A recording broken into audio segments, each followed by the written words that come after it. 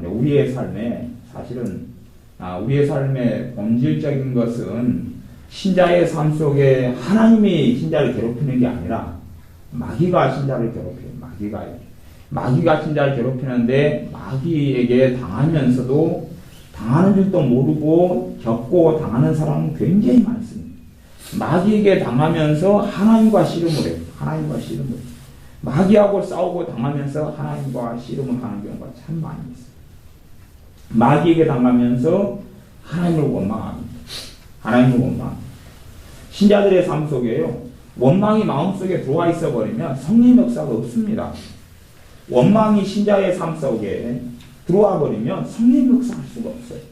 생각해 보세요. 주님을 만나는 것은 에베소 3장에 보면 믿음을 통하여 그리스도께서 너희 안에 계시게 하옵시고 그랬어요. 그러면 이 원망이라는 것이요. 원망의 밑에는 뭐가 있냐면요. 불신앙이에요, 이게요. 이게 불신앙이에요. 원망 밑에는 하나님에 대한 불신이에요. 하나님에 대한 불신이 이 안에 있어요. 사람에 대한 원망은요. 너희가 고린도전서에 보면 너희가 살인이나 악행이나 이러한 남에게 간섭하는 자로 고난을 받지 말려니와 살인이 뭐냐 그러면 용서하지 않는 것, 또 증오하는 것, 미워하는 것, 책임 전가하는 거 있는데 사실은 살인 뒤에 용서하지 않는 것 뒤에 그게 좀 고상한 용서하지 않는 것이 원망이거든요. 사람에 대한 원망이에요. 근데 주님께서 주기도문에 가르친 대로 우리가 우리에게 죄진 자를 우리가 용서하오니 우리에게 용서해달라고 그래요. 주님의 용서를 누리는 방법은, 주님의 십자가 속에 들어가는 방법은 내게 잘못한 사람, 내게 문제를 일으킨 사람, 내게 고통을 준 사람을 용서하는 과정 속에 들어가야 됩니다. 용서는 했느냐 안 했느냐 OX의 문제가 그렇게 단순하지가 않습니다. 상처가 크고 아픔이 크면 클수록 용서는 시간이 많이 걸려요. 그러나 내가 용서를 안 하기로 결단하고 증오하고 미워하기로 결단하고 아내가 사람들에 대한 원망으로 가득 품고 있는 한은 하나님의 보호가 나타나기보다는 사단의 공격을 어마어마하게 받아요. 그리고 사람들은 그 책임을 하나님께 책임전가하고 하나님께 돌리는 경우가 많습니다. 이 원망은 굉장히 고상한 거예요. 미움과 증오의 굉장히 고상한 얼굴이에요. 사람에 대한 원망을 반드시 풀어야 됩니다. 반드시. 누구를 위해서요? 나와 내 가정이 있고 자녀가 있다면 내 자녀를 위해서 그걸 풀어야 됩니다. 내 남은 인생을 위해 풀어야 됩니다. 내가 어떤 사람을 원망한다 해서 그가 뭔 일을 당합니까? 그냥 사술적으로 이야기하면 지푸라기를 가져다가 사람 모습을 놓고 막 찌를까요? 그건 말도 안 되는 것이죠. 원망을 한다 해서 상대방은 아무런 영향을 받지 않고 내 영혼만, 내 믿음만, 내 하나님과 내 관계만 무너지고 그리고 어려움에 처합니다. 무엇보다 신자가 어려움을 당할 때 되면 가지고 있는 것이 하나님에 대한 원망. 하나님에 대한 원망은 사실은 그 이면에가 불신앙이 있다 그랬어요. 봐보세요. 하나님에 대한 원망, 불신앙이 있는데 이 불신앙하고 신앙이 믿음이죠. 믿음이 공존할 수 있느냐 하는 거예요. 함께 있을 수 있느냐는 거예요. 불신앙, 이 원망이 많아지면, 하나님에 대한 원망이 많아지면 내 믿음은 갈수록 떨어져 가는 것입니다. 물과 불이 같이 있을 수 있느냐는 거예요. 물론 특이한 상황으로 물 위에 기름을 부어가지고 불 지르면 같이 있을 수 있겠죠. 그건 그냥 일반적 특이한 상황이니까 제외하고 일반적으로 물과 불이 공존할 수 있느냐는 거예요. 물이 다 증발돼 사라지든지 아니면 불이 꺼지든지 둘 중에 하나입니다. 불신앙과 또한 하나님을 신뢰하는 믿음이 공존할 수 있느냐 그럴 때 내 안에 하나님에 대한 원망이 가득한 한은 내 기도는 능력이 없습니다. 내 기도는 힘이 없습니다. 내 기도는 하나님께서 내게 응답하시는 기도가 하나님의 은혜의 통로고 축복의 통로고 또한 하나님의 사랑의 통로인데 그 기도의 문이 막혀버리고 맙니다. 가장 기본적인 것이 근심한다. 주님의 말씀에는 너희가 근심하지 말라. 하나님을 믿으니 또 나를 믿으라. 너희는 근심하지 말라. 염려하지 말라. 너희 염려를 다 주님께 내게 맡겨라. 주께 맡겨라. 아버지께 하나님께 맡겨. 하나님께서 너희를 권고하시니라. 근심이 내 안에 가득 쌓여간다는 것은 근심이 바닥에 있는 죄가 뭐냐? 불신앙이에요. 근심이 많은 사람은 믿음이 그에게 역사하지 않아요. 야고보서 1장 말씀에는 오직 믿음으로 구하고 조금도 의심하지 말라. 의심하는 자는 바닷물결에 요동하는 바람이 요동하는 바다 물결 같으니 무엇이든지 주께 얻기를 생각하지 말아라. 무엇이든지 주님께 얻기를 생각하지 말아라. 질병도요. 질병이 그게 두 종류의 사람에게 치유가 나타납니다. 두 종류의 사람에게 치유가 나타나는데 어떤 사람은 정말 쉽게 고쳐지냐 그러면요. 그 사람이 불신자예요.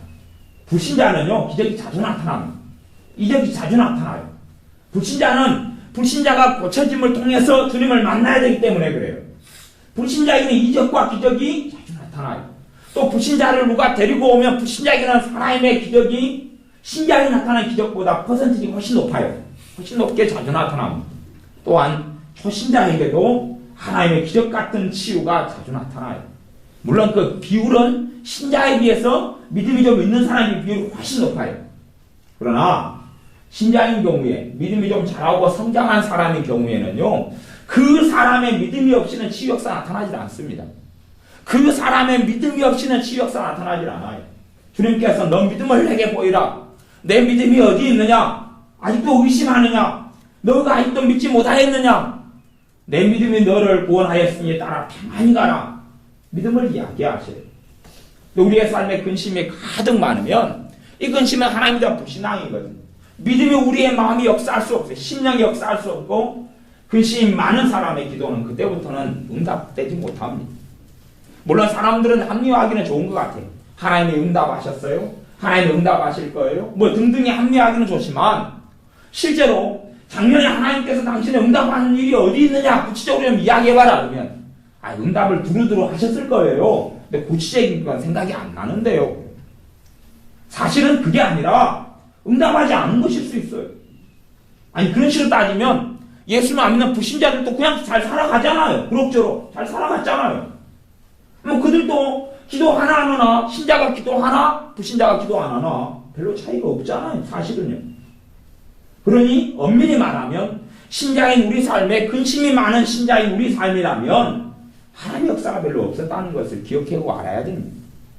우리는 그냥 착각하기 좋게 하나님께서 내게 은혜 주셨을 것이다, 돌봐주셨을 것이다 라고 신학적으로나 이론적으로 생각하지만 실제로 내 안에 근심이 많이 있는 한은 내 믿음은 갈수록 떨어지고 맙니다.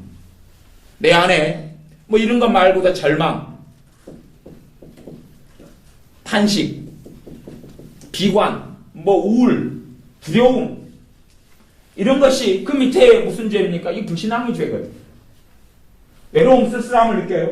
주님의 말씀에는 내가 너와 함께 한다라고 말씀하시죠. 내가 너희를 버리지 않는다라고 말씀하시죠. 하나님의 사랑에서 끊을 수 없다고, 그 어떤 것이라 끊을 수 없다고 로마서 8장에 말씀하시고, 마태복음 28장에는 내가 세상 끝날까지 제자들인 나의 사람들은 너희와 함께 하겠다고 말씀하시죠. 그런데 나는 외로워요. 허전해요. 허무해요. 그리고 그것이 나를 잠깐은 내게 있을 수 있어요. 사람이기 때문에 당연하죠. 그러나 그것이 나를 사로잡고 내 안에 가져가다면 나는 사실은 불신앙 속에 거하는 것이고 그럴수록 내 믿음은 갈수록 약해져 갑니다. 믿음의 기도는 역사하는 힘이 많으니라. 야고보서 5장의 말씀입니다. 믿음의 기도는 믿음이 갈수록 떨어져 가는데 기도의 능력과 기도의 힘이 제대로 있을 수 없어요. 제대로 있을 수 없어요. 그렇게 내 믿음을 약화시키고 내 믿음을 떨어뜨려 놓고 사실은 믿음은 들음에서 나며 들음은 하나님의 말씀으로 말미암느니라. 로마 10장 17절 그렇게 말씀합니다. 믿음은 하나님 말씀을 통해 나타나는데 근심이 많으면 하나님의 말씀을 뿌리 뽑아버립니다. 죄는 진리를 뽑아버려요. 죄는 말씀을 사라지게 만들어요. 죄는 믿음의 말씀이 사라지고 단지 남는 것은 기억, 남는 건 지식, 남는 건 이론이 남습니다. 믿음은 마음에서 역사하는 것이고 지식은 머리에서 역사하는 것입니다. 어떤 사람은 머리하고 마음의 간격이 천리가 넘는다 그랬어요. 뭐 천리만이겠습니까? 역만리도 되겠죠. 그런데 내가 근심에 절망에 탄식에 사로잡히면 사로잡힐수록 하나님의 말씀은 이론과 지식으로 남고 내 하나님 말씀을 내 영의 양식으로 먹어서 말씀을 통해서 성령님께서 역사하시지를 않습니다. 뽑혀버리고 말아요. 뽑혀버리고. 신앙이 옛날 어린아이 초신자 신앙으로 점점점 떨어져 버리고만 점점점점. 사실은요. 믿음을 통해서 주님의 십자가의 은혜를 누립니다. 내가 우리 주 예수님을 믿고 의지하는 그 믿음을 통하여 주님의 보혈의 권능이 나타납니다. 나 같은 억만가지 죄를 지은 죄인을 사랑하시는 주님을 믿는 믿음, 내 어리석고 허물 많은 나를 지금도 받아주시는 그 주님을 믿는 믿음, 내가 아무것도 주님께 드릴 것도 없고 자랑할 것도 없고 내세울 것도 없음에도 불구하고 주님을 찾는 어리석은 죄인을 용서하시고 용납하시고 사랑하시는 그 예수님을 믿는 믿음, 내게는 온갖 무더기 같은 의로운 건 하나도 없는데도 불구하고, 그리고 또한 예수님을 믿고 살아가지만 허물이 계속 드러나고 모남이 계속 드러나고 문제가 계속 드러나는 나임에도 불구하고 우리임에도 불구하고 사랑하시는 예수님을 믿는 믿음, 나를 사랑하시고 나를 버리지 않는 예수님을 믿는 믿음, 뭘 통해서요? 그분의 십자가와 그분의 피와 살을 통해서, 아버지 하나님의 사랑을 통해서, 주님께서 이 땅에 당하신 고난을 통해서, 그분의 죽으심과 부활을 통해서. 그래서 사도 바울이 내가 자랑할 것은 십자가밖에 없다, 내가 예수 그리스도의 십자가 외에는 전하지 않기로 내가 다짐했다, 그렇게 말씀한 대로 그걸 믿는 믿음, 주 예수님의 이름을 믿는 믿음, 그 믿음에서 우리가 점점점 떨어지고 사라져가면 내가 초신자 때 누렸던 은혜가 신앙생활이 10년이 지났는데 그 은혜가 없어요. 20년이 됐는데 그 은혜가 없어요. 어떤 사람은 착각합니다. 초신자 때 잠깐 성령 충만받고 은혜가 안 되었던 것은 그냥 맛배기다, 그리고 이제 그것은 초기에만 있지 나중에는 없다라고 하는 거짓말장이들이 많습니다. 그 거짓말장이들 사기꾼들인데, 정말로 믿음에 성장할수록 주님과 누리는 기쁨과 은혜와 평강은 강해져 갑니다. 내 믿음에 성장하고 주님과 사랑 속에 깊이 들어가면 들어갈수록 성령님의 9가지 열매는 풍성해져 갑니다. 사랑이 풍성해져 가지고 하나님의 사랑이 내 마음에 물밀듯 밀려오고, 또한 그 사랑이 내 안에 채워져서 사랑할 능력이 생깁니다. 왜냐하면 우리는 사람을 능력은 없거든요. 우리 안에 사람을 사랑할 능력은 없어요. 사랑의 모조품들은 있을지 몰라도 모조품이죠. 모조품. 그러나 진짜 사랑하시는 분은, 사랑이신 그분은 하나님이시고, 그분의 사랑이 내게 성령의 역사를 통해 부어져야지 사랑할 수 있어요. 원수를 그때야 사실 용서할 수 있어요. 용서는 우리가 믿음으로 선택하지만, 그리고 그 결단하고 시인하고 고백하지만, 그러나 내가 그 걸음을 뗄 때에 성령님이 비로소 도와주시기 시작하세요. 그것이 내 믿음의 걸음이기 때문에 그 사랑이 하나님께 믿음으로 더 나아오면 나올수록 풍성해져 가지. 기쁨, 희락이죠. 기쁨. 하나님을 믿는 기쁨은 하나님을 아는 기쁨이 풍성해져 가지. 하지만 내 믿음이 약해져 가면 약해져 갈수록 사실은 은혜는 사라져 갑니다. 내 믿음이 약해져 가면 약해져 갈수록 은혜는 사라져 갑니다. 성경을 통해서 우리가 여러 가지를 깨닫습니다만은, 성경에 특별히 구약 성경에 대해서 신약 성경에 말씀하기를, 갈라디아서나 로마서에 말씀하기를, 율법의 기능이 여러 가지가 있는데 그 중에 최고의 기능이 하나가 있어요. 최고의 기능이. 그걸 성경에서 명백히 밝히는데, 율법은 우리를 예수님께로 인도하는 몽학선생이 된다. 율법은 죄를 깨닫게 한다. 말씀을 통하여 우리가 얼마나 죄인이고, 말씀을 통하여 우리와 하나님과의 간극이 얼마나 크고, 말씀을 통하여 우리의 삶이 얼마나 죄가 큰지를 깨닫지요. 이제 거기에서 우리는 두 종류의 삶을 선택하게 됩니다. 한 종류의 삶은 내가 나를 변화시키려고 했어요. 나를 변화시키려고 했어요. 결심해요. 또 작심해요. 작정도 해요. 결단도 해요. 변화시키려고 애를 써요. 하지만 그 삶은 함정에 빠집니다. 내가 나를 변화시키려는 게 가능했다면 성령님께서 신자에게 임하시질 않았죠. 내가 가면 보혜사를 너에게 보내겠다는 말씀을 필요가 없죠. 내가 나를 변화시키는 게 가능했다면 사실은 주님께서 이 땅에 오시지도 않았을 겁니다. 내 스스로 의롭게 되어 거룩하게 될 수 있다면, 고린도전서 말씀에는 우리 주 예수님께서 우리의 거룩함과 우리의 의로움이시다라고 말씀하죠. 성령님께서 거룩하신 영이신 그분께서 우리에게 임하셔서 우리를 거룩해 하시는 삶 속에 나아가게 하십니다. 근데 사람들은 하나님 말씀을 통하여 내가 나를 스스로 정죄하고 내가 나를 스스로 비판하고 그리고 비관하고 그리고 나를 고치려고 그러지. 도덕적으로 고치려고 그러지. 고치려고 그러지. 그런 삶을 시도하는 사람들의 특징이 있습니다. 그렇게 살아가는 사람들. 대신에 그 사람들은 선한 사람들입니다. 말하자면 선한 사람들이에요. 악한 종교인들은 사실 그런 마음도 없고 의도도 없습니다. 그러니까 그런 사람들을 제외하고 뭐 교회 가는 도덕질 하려고 교회 가고 극소수지만 있어요. 극소수지만 하나님 이용하여 거짓말하고 저도 그런 이야기를 최근에도 너무 많이 안 좋은 이야기를 듣고 탄식하는 소리를 아니 밤을 새워가지고 들었어요. 며칠 전에도 그런 상담과 그런 이야기를 정말로 그냥 눈물 없이 들을 수 없는 이야기를 듣고 듣습니다. 얼마나 때론 목회자가 악한지 얼마나 때론 주의종이 악한지 얼마나 그냥 그런 비참한 이야기를 많이 듣습니다. 그게 현실이에요. 현실. 근데 그런 사람은 내비두고 하인 맞았으니까 내비두고 진실한 신자 가운데 두 부리가 있다 그 말이에요. 신자 가운데 두 부리가 있어요. 한 부리는 내 의로움으로 내 열심으로 바르게 변화되려고 노력하는 사람들. 하지만 개수가의 함정에 부딪힙니다. 함정에 부딪혀요. 그런 속에서 이제 사람들이 어떤 눈을 가지게 되냐고 하면 사람을 판단하게 됩니다. 내 스스로 의롭게 되려고 애를 쓰는 사람은 사람을 판단하게 됩니다. 그냥 노력하다 보면 몇 가지는 가능하거든요. 첫째, 헌금생활이 가능해. 11조 가능하거든요. 11조 가능해. 11조 가능해. 주정금 내는 거 가능해. 주일날 예배드리러 가는 거 가능해요. 심지어 사람은 야행성이 있고 주행성이 있는데 새벽기도형이 있고 철야기도형이 있어요. 사람 두 종류가 있어요. 저는 새벽기도형이 아니고 목사고 새벽기도 막 하는 사람이라도 새벽기도형이 아니고 저는 밤형이에요. 야간이에요. 그러니까 밤에 기도하면 기도가 잘 되고 새벽에는 별로 잘 안 돼요. 그러니까 사람마다 그 두 종류 기도 스타일이 있어요. 또 한 종류의 기도 스타일은 제가 그래서 기도 스타일을 좀 가르치고 그래요. 무릎 꿇고 앉거나 이렇게 양발로 앉아가지고 기도를 잘 하는 스타일이 있고 걸어다니면서 기도를 해야 기도를 잘 되는 스타일이 있어요. 주로 남자들 같은 경우는 움직이면서 기도하는 것이 좀 굉장히 좋은 스타일이 있어요. 옛날에 캐나다에서인가 오스왈드 스미스 목사님 같은 경우가 걸으면서 기도를 3시간씩 하면서 전 세계 선교의 사명 가운데 그 시대 역사상 가장 많은 선교의 사명을 감당하신 목사님도 있어요. 또 뭐 그 스미스 위글스워스 목사님 같은 경우는 배관공이었으면서 죽은 사람을 막 많이 살렸죠.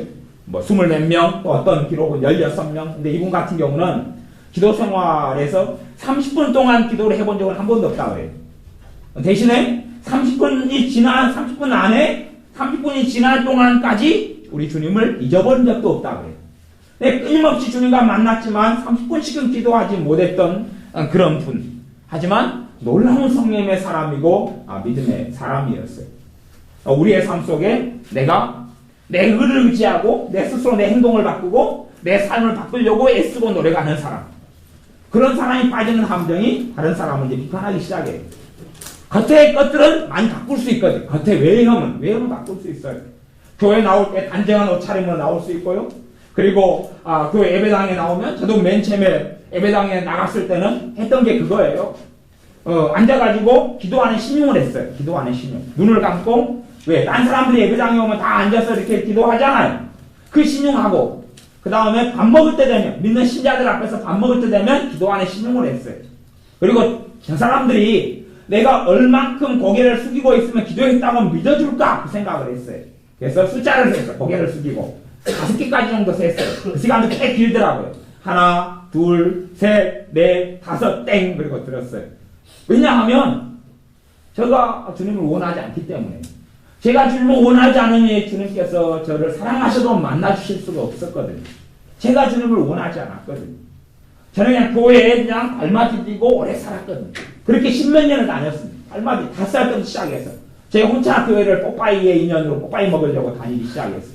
그래서 10몇 년 동안 뽀빠이 하나 먹고 옛날에 10원 막 그랬어요. 뽀빠이. 그 다음 20원으로 올랐다가 막 요즘에는 뽀빠이가 비싸가지고 이제 안 사는 거예요. 근데 그렇게 했는데 제 안에는 진실함도 없고 주님을 사모함도 없어요. 신앙생활을 오래 하다 보면 예수님 믿고 만나고 난 다음에는 외형적인 걸 바꿀 수는 있어요. 헤어스타일도 날라리해서 얌전하게 바꿀 수 있고 막 화장도 진하게 했는데 그냥 사람들이 볼 때에 야 믿는 사람 같다 이렇게 바꿀 수 있어요. 하지만 그렇게 하면서부터 내게는 비판이 강해져 갑니다. 비판이 강해져가. 왜냐하면 판단이 강해져가. 왜냐하면 내 안에 내 의가 가득 차가기 시작하기 때문에 그래요. 내 의가 가득 차가면 하나님에 대한 기대감도 내 기준으로 달라집니다. 하나님이 내게 기대를 충족시켜주지 않으면 생겨나는 게 원망입니다. 하나님 왜 내 기대로 충족시켜주지 않습니까? 왜 내 기대대로 해주지 않습니까? 하기 시작합니다. 사실은 십자가를 의지하는 믿음에서 내 의와 행위를 의지하는 신앙으로, 율법의 신앙으로 바뀌어버립니다.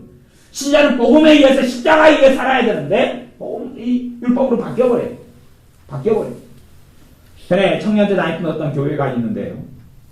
그 교회에 어느 때 그 술집 아가씨가 예배 참석했어요. 예배 참석해서 한 10시 정도에나 왔던 모양이 11시에 예배를 드렸었는데 그 교회가 한 300명 정도 됐어요. 얘가 그 청년이었는데 예배 참석이 한 10시 쪽쪽. 저는 좀 늦게 왔어요. 저는 좀 10시 40분에 와가지고 해서 그 앞에 사연을 이야기만 들었어요. 직접 본 건 아니고. 이제 일찍 왔는데 그때 일찍 예배당에 앉아있는 사람들은 열심파들만 일찍 10시 쪽쪽으로는 열심파들만 앉아있습니다. 중직자들이 앉아있어요. 장모님, 권사님, 또 열심히 하는 집사님들 그런 분들이 앉아있고 성가대원들 아침 일찍 나왔던 주일학교 중고등부 교사들 그런 사람들이 이제 마치고 앉아있죠. 술집 여자가 왔는데 차림은 당연히 얼굴이 뜨겁게 팬티칠을 하셨고 그리고 가슴이 푹 패인 나시 같은 옷을 입었고 빼딱구도 입었고 미니스커트 입었고 대부분 그런 사람 그런 차림이잖아요. 들어왔어요. 들어와가지고 또각또각 해서 야 뒷자리나 조금 앉았다 그래. 앉았어요. 조금 앉아있었어요. 이제 소곤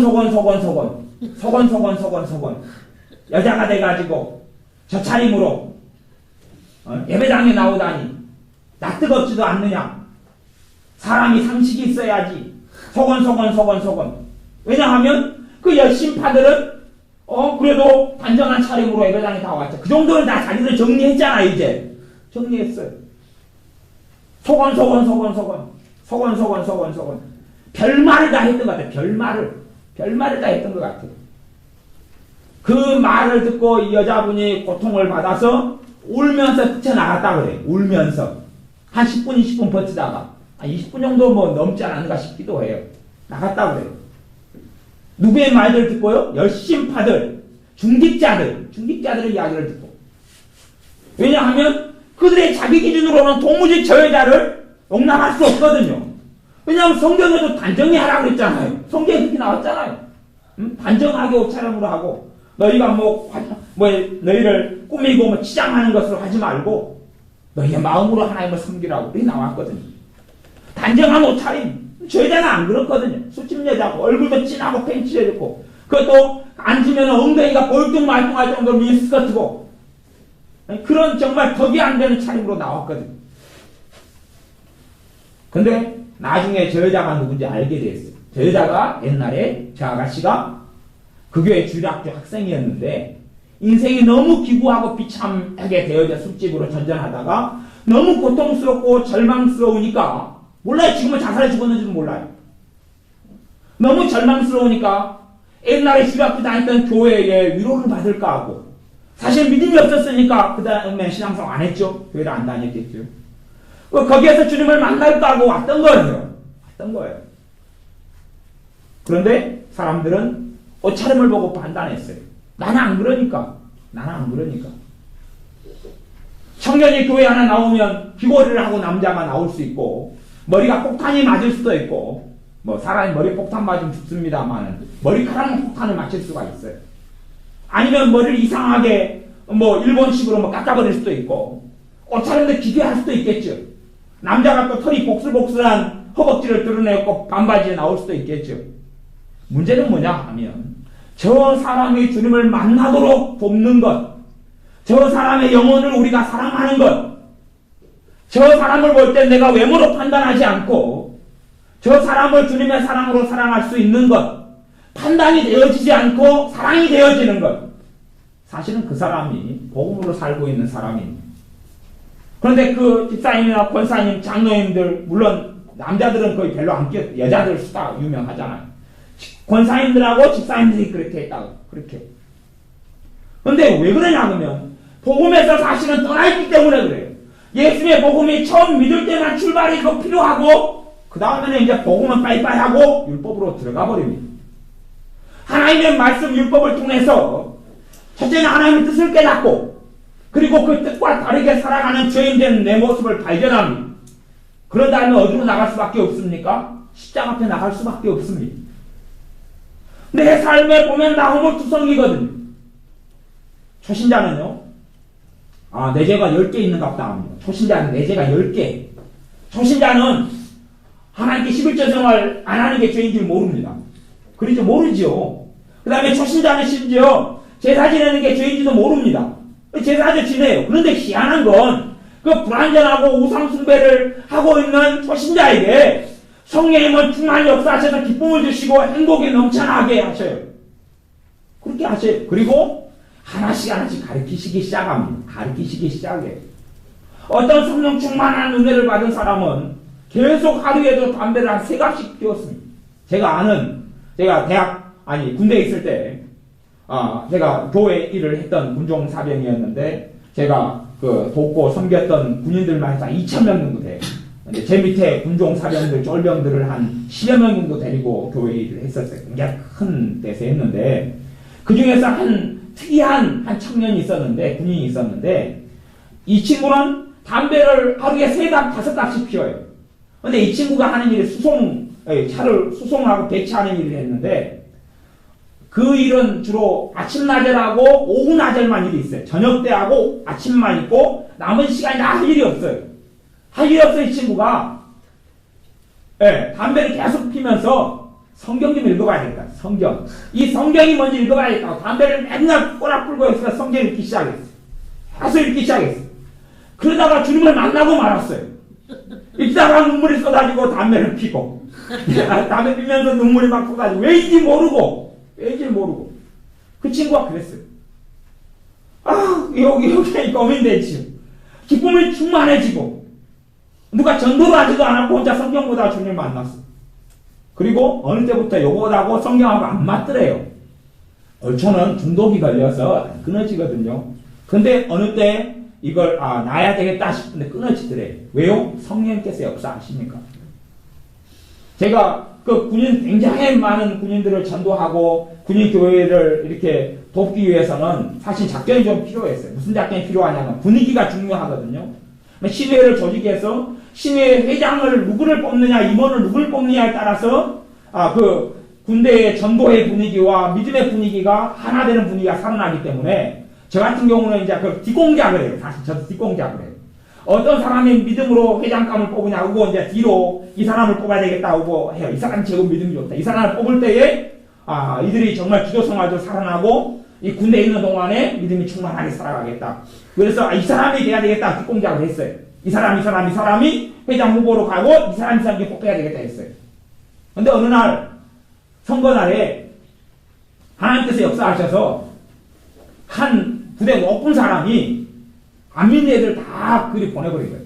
안 믿는 애들 보내가지고 한꺼번에 숫자가 많아졌는데 이 친구를 갑자기 이 친구는 교회에 주일날도 제대로 안 나오는 친구거든요. 근데 지금 믿음으로 하나님이 준비한 사람, 말씀으로 준비한 사람이. 근데 이 친구가 회장이 돼버린 거예요. 도대체 당신 누구냐 그랬어요. 당신 누구냐? 왜 뜬금없이 튀어나와야 당신 회장이냐고. 왜냐하면 투표 뽑아보려면 회장이 되는 거지 그런 거지. 근데 하나님이 준비한 사람. 말씀으로 준비한 사람. 초신자 때는 그렇게 은혜를 받아요. 그리고 자기의 삶을 돌아보니 이 친구는 시간이 흘러가면서 자기의 죄를 점점 발견해갑니다. 그때는 담배 피는 게 죄인지도 몰랐는데 물론 담배가 100% 완벽하게 죄다 아니다의 문제는 참 어려운 문제가 됩니다. 담배는. 그러니까 스펄전 목사님도 아직 골초 출신이고 성령 충만한 신자 가운데 또 주의종 가운데 담배 골초들이 꽤 있어요. 꽤 있어요. 또 하여튼 그런 벗어나지 못하는 문제들 속에 있는 사람 꽤 있어요. 근데 우리의 신앙생활이 초신자 때 은혜가 가득하다가 나중에 흘러가면서 율법으로 흘러간단 말이에요. 우리의 삶이 율법으로 흘러가요. 그 다음에는 복음에서 내가 멀어져 갑니다. 하지만 진짜 신자는 내가 이제 믿을 때는 내 죄가 10개였어요. 내가 이 정도 죄. 신앙생활 한 달 하니까 내 죄가 100개, 100개, 100개고 지금도 계속 지어요. 신앙생활 한 3년 하니까 내 죄가 1000개예요.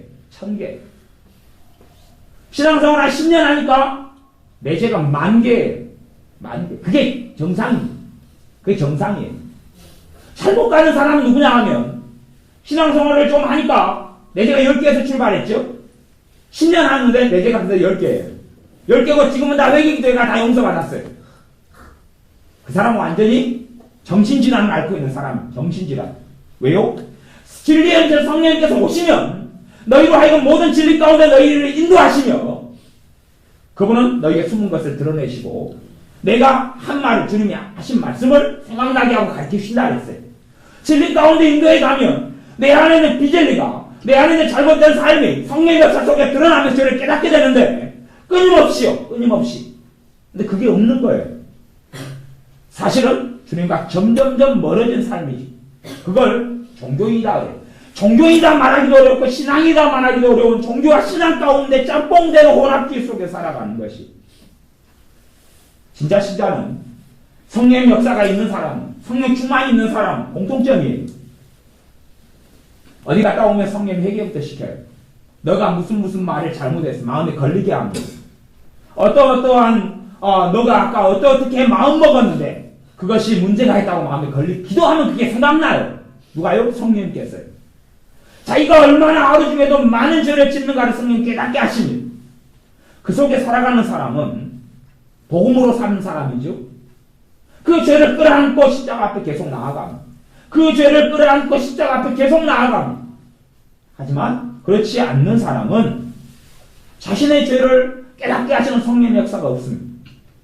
성령의 역사가 있느냐 없느냐는 진리 가운데로 진리의 성령님께서 나를 인도하시느냐 그렇지 않느냐입니다. 사실은.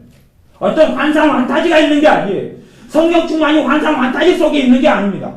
성령님의 역사가 가득한 게 성령 충만이죠.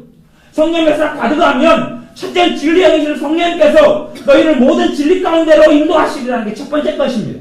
그게 첫 번째. 성령님께서 우리 진리 가운데 인도함. 성령님께서 우리를 자꾸만 주님께로, 주님의 십자가로, 주님의 십자가로. 내 의가 아니라, 내 선함이 아니라, 내 자랑이 아니라 주님의 십자가로 자꾸 나아가게 합니다. 그게 잊혀져 간 사람은 성령의 역사가 그건 있을지 모르겠어요. 이마트 롯데마트에 가서 주말에 가면 그거 하잖아요. 맛배기 하잖아요. 맛배기.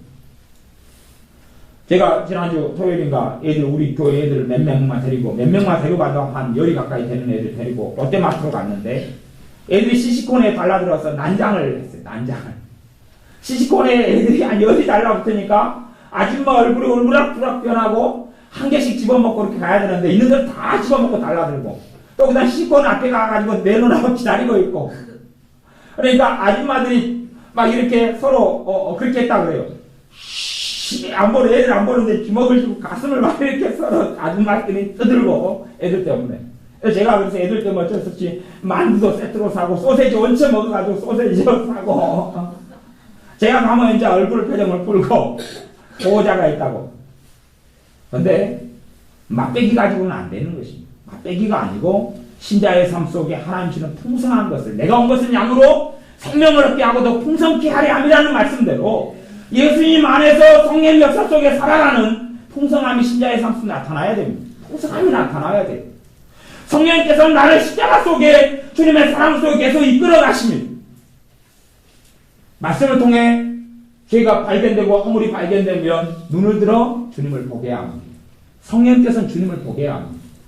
아버지 하나님께 나아가는데 우리 주 예수님을 통하여 담대히 하나님의 보좌 앞에 나아가게 합니다. 무엇을 아는 가운데요? 왜 담대함이 필요하냐 그러면 내 죄를 보니까요.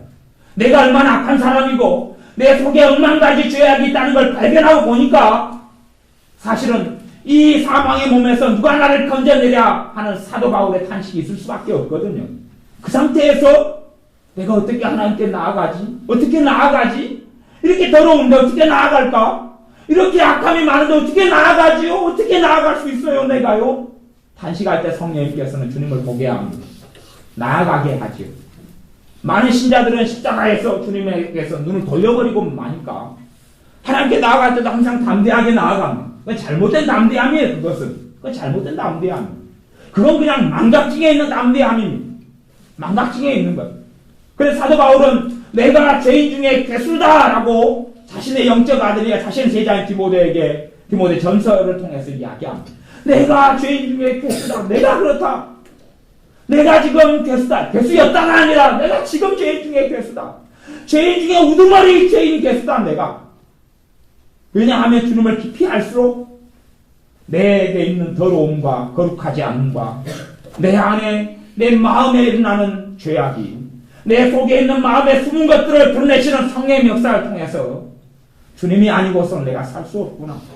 주님이 아니고서는 살 수 없구나. 사실은 신자들의 주님에 대한 믿음이 약해지는 것이 주님 없어도 살 수 있는 사람들. 스미스 위글스워스 그런 분은 30분이 지나면 30분 안에 주님이 없으면 살 수가 없는 거예요. 주님이 없이는 살 수가 없는 거예요. 글씨를 제대로 모르고 백안공이고 결혼해서 아내한테 글씨를 배웠고 하지만 주님이 없이는 못 사니까 계속 주님을 찾는 것이죠. 하지만 우리는 사실 주님이 없어도 살 수 있는 것 같아요.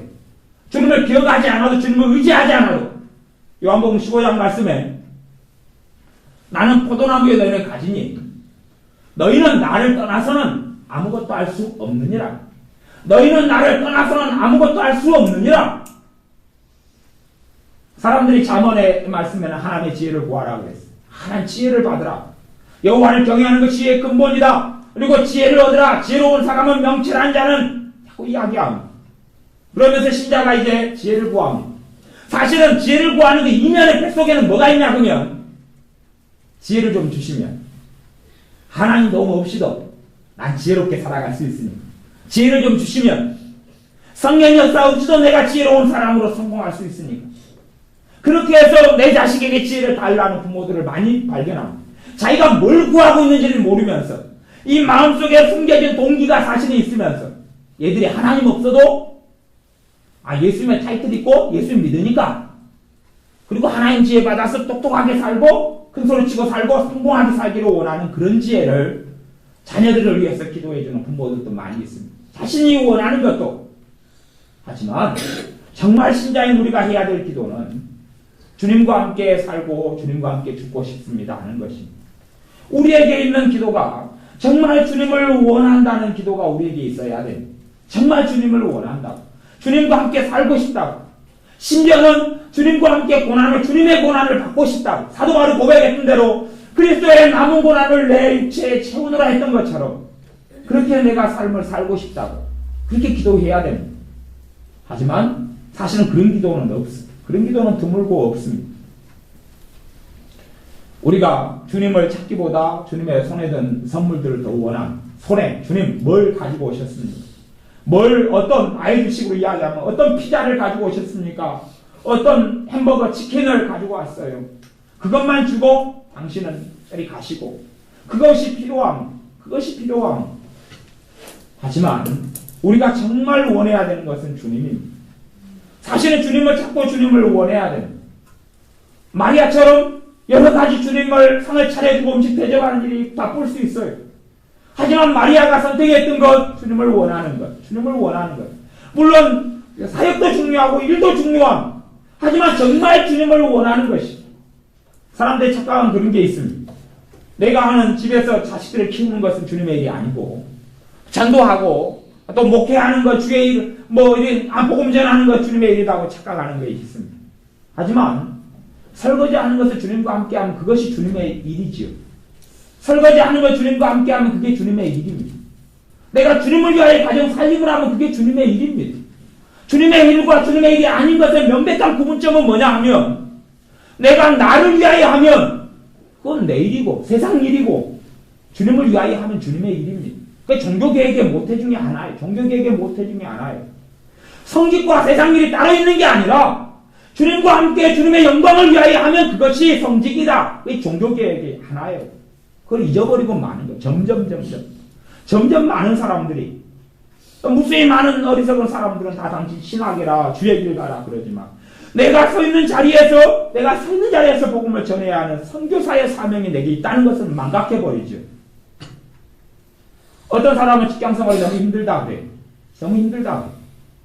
너무 힘들어서 언제나 이 십자가를 벗을까 모르겠다고 저한테 이야기해요. 이 십자가가 너무 무겁다고, 직장생활 너무 힘들고, 하루에도 몇 번씩 이 직장을 그만두고 싶은데 토끼 같은 자식들, 늑대 같은 마누라, 여우 같은, 늑대 같은 마누라라 그러더라고요. 무서워가지고. 그것 때문에 직장을 그만두지 못하고 있는데 내가 너무 힘들다. 사실은 그 직장이 수단으로 되면 성령이 직장생활과 함께 해주지 않습니다. 그게 수단인데 별로 사실 주님과 관계없는 것이잖아요. 그러면 그 일을 통하여 주님은 영광받지 않으시고 그 일 가운데 은사가 나타나고 성령의 역사가 나타나고 사랑의 역사가 나타나는 건 없습니다. 왜? 그 일은 주님께 드려지지 않은 거룩하지 않은 것이거든요. 그 일은 세상 일이거든요. 사실은 그분의 문제점은 그렇습니다. 그 일이 거룩한 일이 되게 하는 것이죠. 그 일이 주님께서 영광받는 일이 되게 하는 것이죠. 그 자리가 내가 빛이 되고 소금이 되어서 주님을 전할 자리, 직접 복음을 전하든 전하지 않든지 간에 그 자리가 내가 있어야 될 자리, 언제까지인지 몰라도 그 일이 주님을 위한 일이 되게 하는 것이지요. 믿음을 통해서요. 그럴 때에 그 자리에 주님이 함께 하시고 단지 빨리 벗어야 될 일이 된다면, 빨리 벗어야 될 괴로움이 된다면, 그리고 주님께서 그 일에 괴로움이 함께 하실 리가 없잖아요. 세상 일인데 거룩한 일이 되게 하느냐, 세상 일이 되게 하느냐는 그 사람에게 달린 것입니다. 그 사람에게 달린 것이.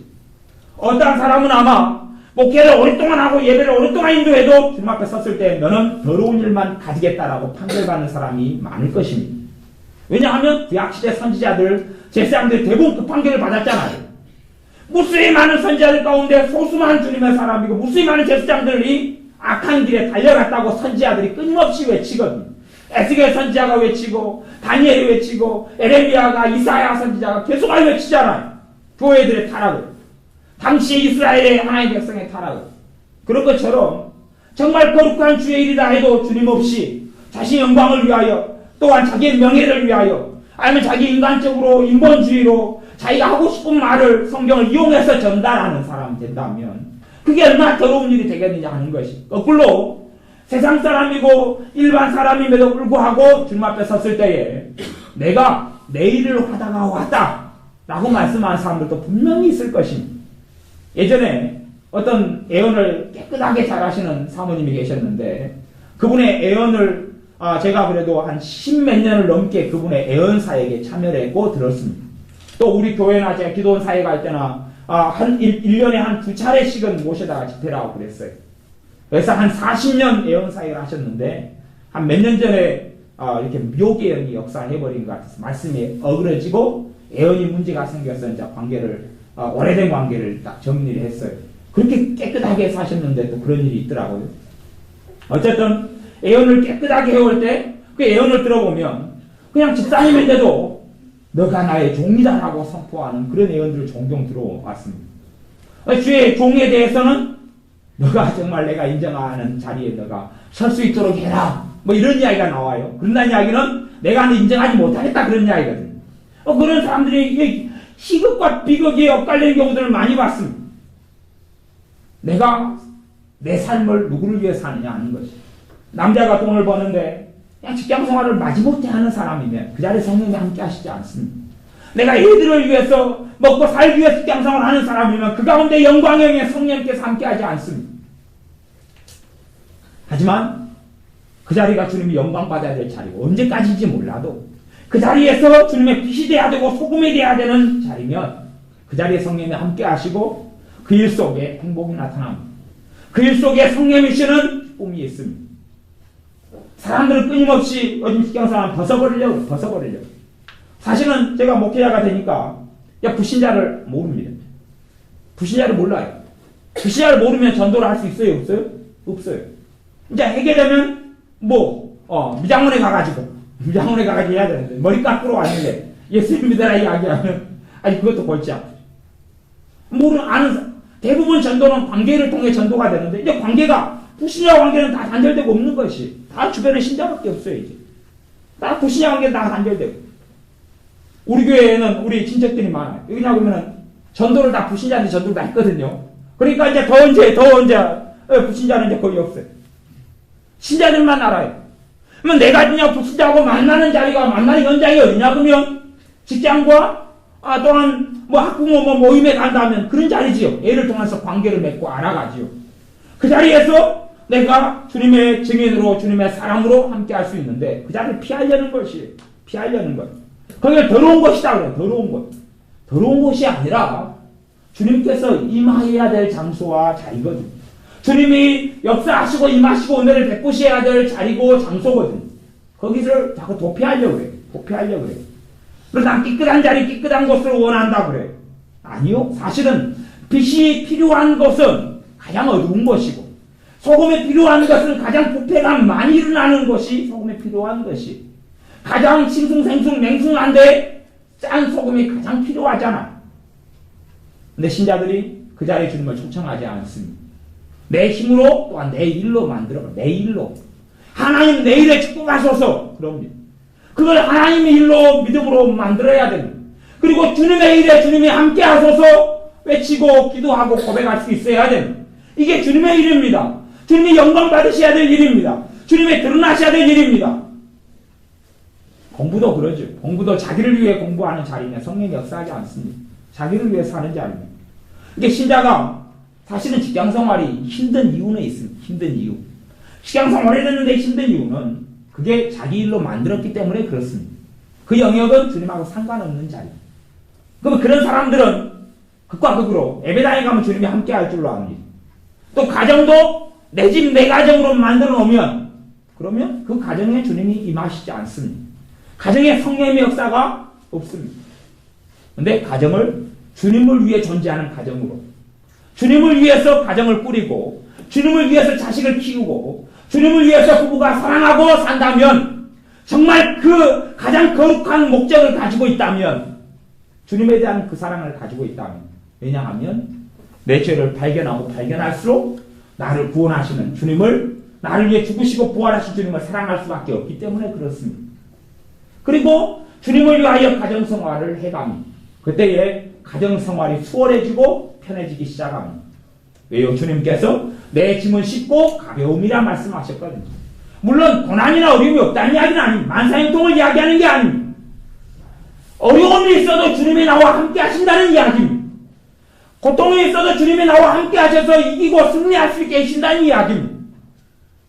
직장생활의 고통과 어려움에 성령님이 거기에 능력을 주시고 힘을 주십니다. 왜냐하면 나를 위한 직장생활이 아니라 주님을 위한 직장생활이기 때문에 그렇습니다. 주님을 위한 것이기 때문에 그렇습니다. 그 직장생활 속에서 비전을 발견합니다.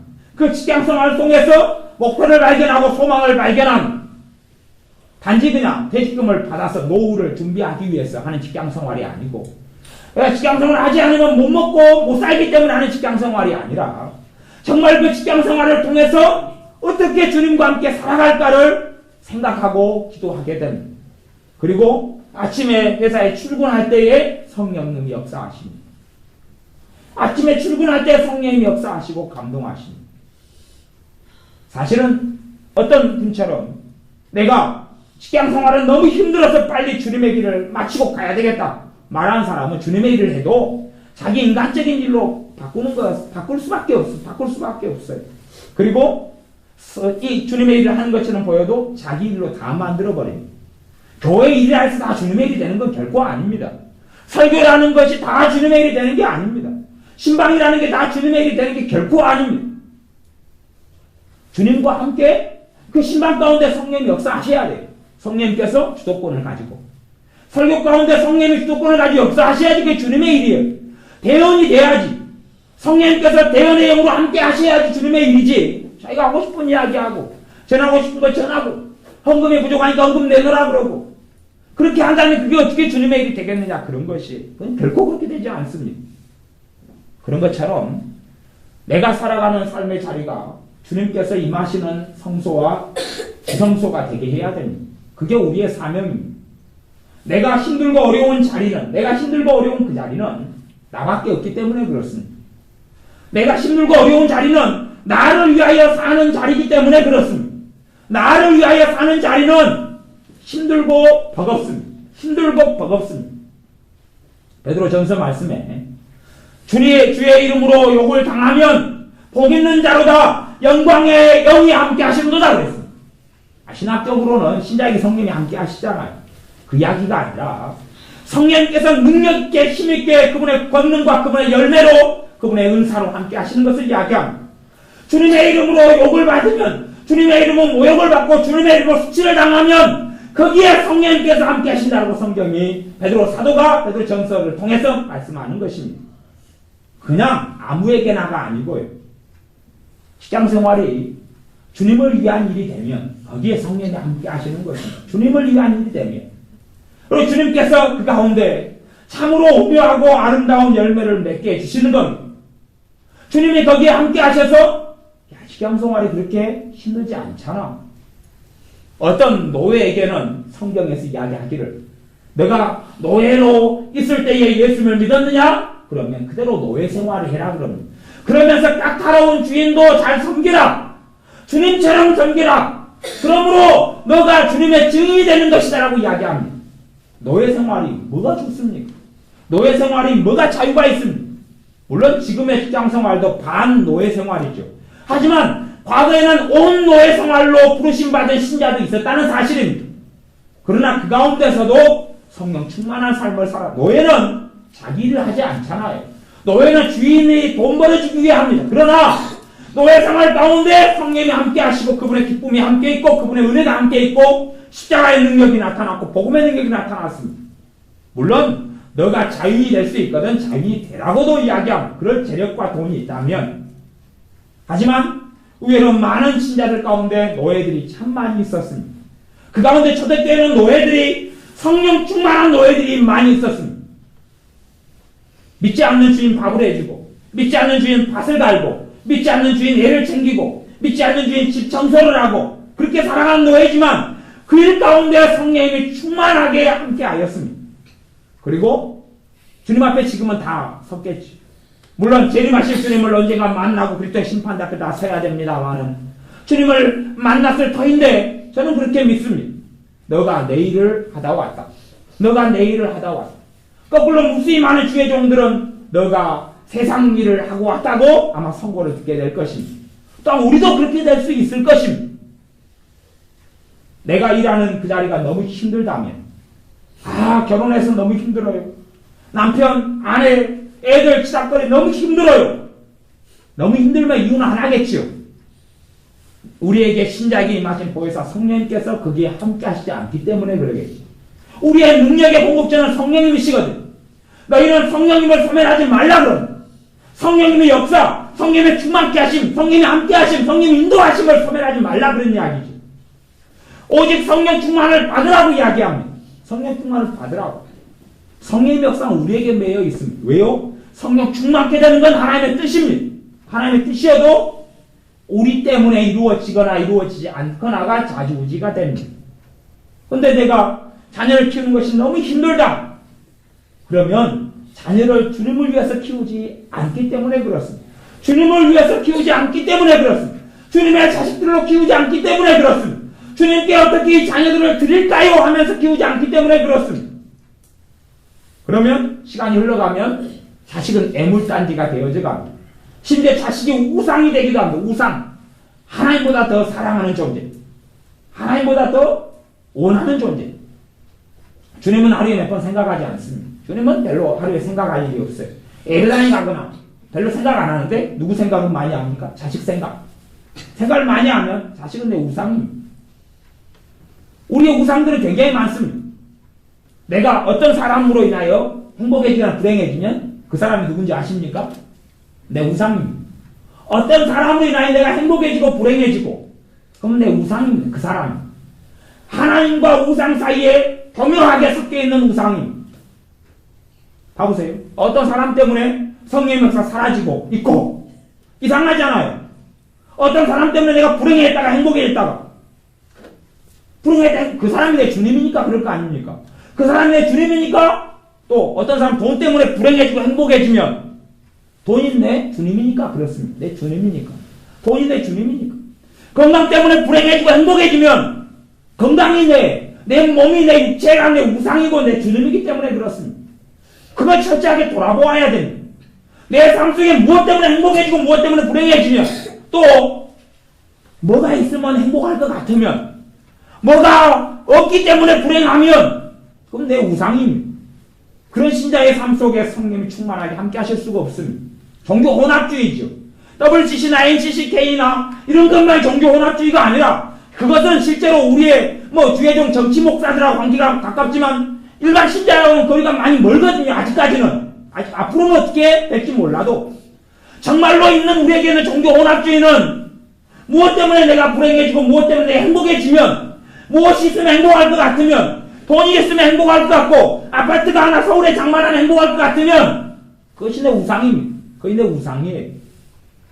어떤 질병이 내게 치료되면 내가 건강할 것 같고 내가 행복할 것 같으면 그건 내 우상입니다. 그것이 가득하고 그것이 많으면서 성령님께서 함께 해달라고. 직장에 가서 어떤 사람 때문에 힘들고 고통스럽습니다. 저 사람만 없으면 내가 직장생활이 힘들지 않을 것 같으면 사실은 그 사람이 내 행불행을 좌우하는 사람이기 때문에 나는 사람의 종으로 살고 있는 것입니다. 하나님의 종으로 내가 사람을 기쁘게 하랴, 하나님을 기쁘게 하랴, 내가 사람을 기쁘게 하였다면 하나님의 종이 아니니라. 모든 신자는 하나님의 종으로 부르심 받았음. 1달란트, 2달란트, 5달란트, 한 문화, 2문화 청지기로 종으로 부름 받았음. 목회자만이 종이 아니라 모든 신자가 다 제사장이고 모든 신자가 다 하나님의 자녀이며 또한 하나님의 종들입니다. 그런데 내가 누구 때문에 불행하고 누구 때문에 행복하다면, 또한 누구의 비유를 맞추기를 바쁘다면, 누구에게 예스맨 예스우먼이 되어 살아간다면 사실은 그는 내 우상입니다. 그는 내 우상입니다. 우리가 누구를 위해서 사느냐 하는 것입니다. 가정이 도대체 누구를 위해 존재하느냐 하는 것입니다. 내가 앞으로 남아있는 인생이 10년, 20년, 30년 얼마가 될지 모르는데 내가 누구를 위해 사느냐 하는 것입니다. 누구를 위해 사느냐 하는 것입니다. 우리 교회 옆에 큰 교회가 있는데 얼마 전에 젊은 목사님, 43살 된 젊은 목사님이 갑자기 돌아가셨다고. 그것도 남의 교회 나무집 예배 드리러 갔다가, 그것도 개업 예배 드리러 갔다가 그냥 그수로 탁 돌아가셔버렸어. 그러니까 개업 예배 드리는 가게를 여는 그 자리가 수상 자리가 돼버려요. 43살이 갑자기 예기치 못하게.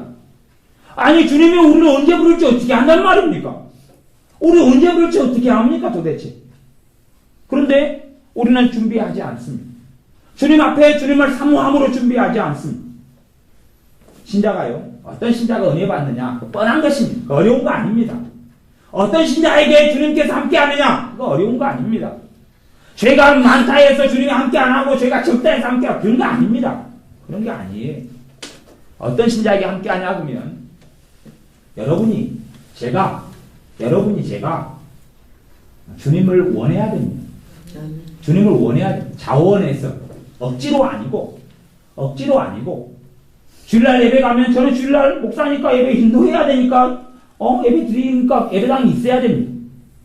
하지만 그런 수동적인 거기에서 예배를 인도하는 것이 아니라 제가 설교를 하는 자가 아니라 말씀을 듣는 자로, 찬양을 내가 인도하는 자가 아니라 찬양하는 자로, 그리고 내가 주님을 만나기 원하는 자로 주일날 서 있어야 거기에 주님께서 저와 함께 하시고 제가 은혜를 받습니다. 근데 제가 수동적으로 내 직업이니까 내가 설교해야 되니까 그런 자리에 있다면 주님과 저와는 상관이 없습니다. 신앙생활 오래 가면 점점 종교적으로 변해갑니다. 주일날 예배 갈 때 정말 주님을 원하는 사람은 설교가 목회자가 어떻든지 교회가 어떻고 어떤 분란일 때 상관없이 사람에게 예배하러 간 게 아니라 주님께 예배하러 가는 것 아닙니까? 전능하신 창조주 아버지 하나님께 예배하러 그 장소, 예배당이라는 장소에 가는 것 아닙니까? 그러니 예배당에 가기 전부터 예배하러 가는 거기 때문에 정말로 주님을 원하는 사람, 자원함이 있는 사람, 자원하는 심령을 내게 회복시켜 주소서. 다윗이 시편 51편인가 그렇게 외치고 기도했던 것처럼 자원하는 심령을 내게 주옵소서. 내가 정말로 스스로 원해서 주님을 찾게 해 주옵소서 했던 것처럼 정말 주님을 찾는 사람은 예배 가기 전에 주님을 기대함, 내가 주님을 배워야지. 내가 주님을 예배를 통해서 만나야지. 내가 주님을 참으로 찬양해야지. 내가 주님을 참으로 찬양해야지. 그냥 몸에 배인 습관에 따라서 종교에 따라서가 아니고 계속 해왔으니까 안 하면 허전하고 안 하면 누가 왜 저 집사님 저 권사님 저 장로님 예배당에 안 나왔나 그런 이야기가 아니라 내가 정말 주님 만나고 싶어. 주님 만나고 싶어서. 정말 자원하는 심령을 가진 사람은 반드시 하나가 있습니다. 자원하는 심령을 가진 사람은 한 가지 어떤 일이 있습니다. 그게 뭐냐 하면 홀로 주님을 만납니다. 홀로 주님을 만납니다. 공동체 예배 말고요. 혼자 주님을 만납니다. 혼자 주님을 만납니다. 그게 주님께서 골방에 들어가 기도하라 했던 이야기입니다. 물론 주님은 골방 기도를 안 하셨고 산에서 기도했고 들에서 기도했고 그렇게 기도했습니다. 그 이야기는 1대1로 사람 보지 말고 너가 정말 하나님을 원하고 우리 주 예수님을 원하면 그분과 단둘이 있어서 기도하고 예배하라는 이야기입니다. 성경을 봐도 두 종류의 사람이 성경을 볼 것입니다. 물론 신천지나 이단이나 이상한 데 말고요. 정상적인 신자가 성경을 보는 것을 이야기합니다. 한 사람은 그냥 봅니다. 그냥 봐요. 한 사람은 그냥 성경 봅니다. 그냥 봐요. 또 한 사람은 주님 앞에 진지하게 성경 봅니다. 주님 앞에서. 주님 앞에서요. 그냥 성경 보는 사람은 30장, 100장을 읽어도 그저 그렇습니다. 그저 그래요. 성경을 쓰기를 10번의 성경을 필사를 창세기부터 계시록까지 다 한다 그래도 그저 그렇습니다. 만족감은 있어도. 하지만 주님 앞에서 성경을 홀로 읽는 사람, 그게 예배입니다. 그게 예배. 그게 예배입니다. 찬송을 어떤 사람은 화려하게 부르지만 어떤 사람은 음치여서 잘 못 부를 수 있습니다. 하지만 정말 주님을 찾는 내가 스스로 억지로가 아니라 주님을 원하는 사람은 홀로 있을 때 주님께 찬양합니다. 홀로 있을 때 주님께 찬양합니다. 음치라도. 주님은 그런 외모가 아니라 심령을 감찰하시는 분 주님이시다고 잠언은 반복적으로 나왔듯이 내가 내 마음으로 자원하는 심령으로 하나님께 나아갑니다. 그래서 찬양하지. 그렇게 한 곡 두 곡 부르는 것은 내 나를 새롭게 합니다. 우리의 삶을 새롭게 하고 인생을 새롭게 하면 내 믿음을 새롭게 합니다. 내가 연약할 때 우리를 강하게 합니다. 위로가 필요할 때 하나님의 위로가 그걸 통해서 임합니다. 기도도 우리가 함께 모여서 이제 말씀이 끝나면 함께 기도할 겁니다. 이게 공동체가 하는 기도죠. 그런 건 어떻게 이야기해도 또 성령의 역사 강한 곳은 또 성령의 역사도 강하고 더 은혜가 있고 그래서 한쪽에는 공동체로 드리는 교회로 모여서 드리는 예배가 반드시 필요하지만 또 하나는 그것이 홀로 내가 주님 앞에 기도하는 걸 절대 대체할 수가 없습니다. 혼자 하는 기도 생활이 없는 사람은 사실은 그 사람의 믿음은 별 볼 일이 없습니다. 아무리 신앙생활을 많이 하고 아무리 성경을 많이 봐도 혼자서 주님과 기도로 만남이 없는 사람은 사실은 별것 없습니다. 그의 믿음에 살아나지도 않고 불붙여지도 않고 성령께서 충만하게 역사하지도 않습니다. 아무리 성령 충만을 1000번, 10,000번 외치고 기도한다 할지라도 우리 안에 스스로 주님을 원함이 있어야 됩니다. 정말 주님을 정말로 간절히 찾는 게 있어야 됩니다. 그런 심령이 우리에게 있어야 됩니다. 그것은 내가 홀로 주님께 나아가는 것입니다. 함께 모여 기도할 때도 홀로 주님께 나아가는 사람이 있어요. 두 가지를 함께 하는 사람이 있어요. 함께 공동체로 기도하고 홀로 나아가고 다른 사람의 시선에 신경 쓰지 않고 다른 사람이 뭐라고 하는지 다른 사람의 기도가 들리지 않아요. 진짜 기도하는 사람은 옆 사람의 기도가 들리지 않습니다. 진짜 예배하는 사람은 다른 사람이 보이지 않습니다. 심지어 예배드릴 때 아이가 그냥 울고 막 엎어지고 꼬꾸라지고 앙탈 부리고 난리가 나고 아이가 폭탄을 터뜨려도 진짜 예배하는 사람은 신경 쓰지 않습니다. 핸드폰이 울어도 진짜 예배하는 사람은 별로 신경 쓰지 않습니다. 진짜 기도하는 사람은 다른 사람 기도 소리 신경 쓰지 않습니다. 나를 의식하고 돌아보지 않습니다. 진짜 주님을 찾는 사람은 갈급함이 있고 간절함이 있기 때문에 그렇습니다. 진짜 찬양하는 사람은 다른 사람의 목소리, 내 목소리에 신경을 쓰지 않습니다. 내 목소리 아름답게 별로 꾸미려고 하지도 않고 그냥 그렇게 부릅니다. 주님 앞에 서서 그렇게 합니다. 우리의 삶 속에 진짜 주님을 찾는 사람들이 되어져야 은혜 받는 사람이 그런 사람입니다. 내가 정말로 주님을 원하는 사람, 정말 은혜 받는 사람이 내게 있는 무수한 죄를 말씀을 통하여 발견하고 내가 나를 의롭게 하려는 사람이 아니라 주님이 나를 의롭게 하셔야 되는 것을 아는 사람, 그리고 나를 의롭게 하시고 나를 깨끗게 하시고 나를 거룩게 하시는 주님께 나아가는 사람. 나를 깨끗게 하시는 분이 주님이지 내가 나를 어떻게 깨끗게 한다는 이야기입니다.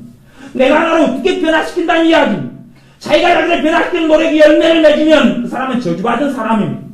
하지만 주님께 나아가면 주님께서 나를 변화시키는 것을 발견하고 보는 사람은 복 있는 사람이며 은혜 속에 있는 사람입니다. 주님이 나를 변화시키는 걸 보는 사람.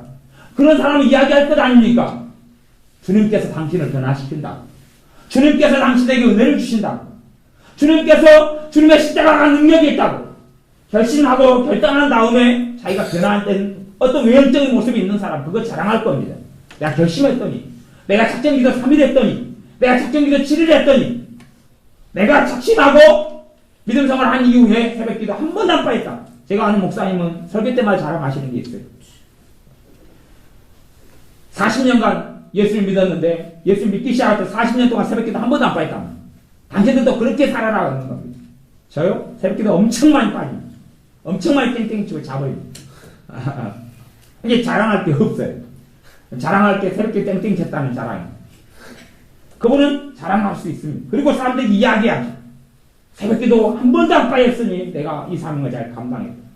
그건 주님 자랑이 아니지요. 주님이 나를 변화시킨 일들이 있어야 됩니다. 주님이 나를 달라지게 한 간증들이 있어야 됩니다. 주님께 나아가서 주님이 나를 변화시키고 여러분을 달라지게 하는 간증으로 그러한 은혜로 가득하시기를 바랍니다. 기도하겠습니다. 아버지 하나님, 우리가 내 행동, 내 의를 의지하지 아니하고 말씀을 통하여 내 죄가 더 드러나고 허물이 더 드러나면 드러날수록 주님의 십자가 앞에 더 나아오는 우리가 되게 하여 주옵소서. 우리의 지혜와 우리의 힘과 우리의 능력으로 사는 자녀들이 아니라 주님의 능력 의지하여 사는 자녀들이 되게 하여 주옵소서. 나를 위한 직장생활, 나를 위한 가정생활, 나를 위한 인생을 살아온 것을 고백하며 회개합니다. 나를 위한 직장이 아니라, 나를 위한 가정이 아니라, 나를 위한 인생이 아니라 사나 죽으나 주님을 위하여 살아가는 직장과 가정과 인생이 되게 하여 주옵소서.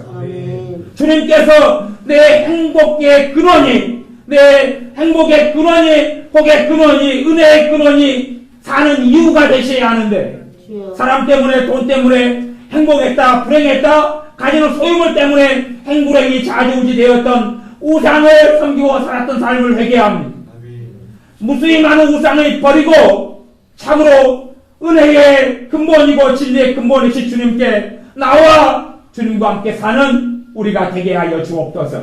이 밤에 기도할 때에 성령님 함께 하셔서 우리를 깨우치시며 일깨우시며 주님의 사랑 속에 십자가의 보혈 속에 나아가는 시간 되게 하여 주옵소서. 예수님의 이름으로 기도하옵나이다. 아멘.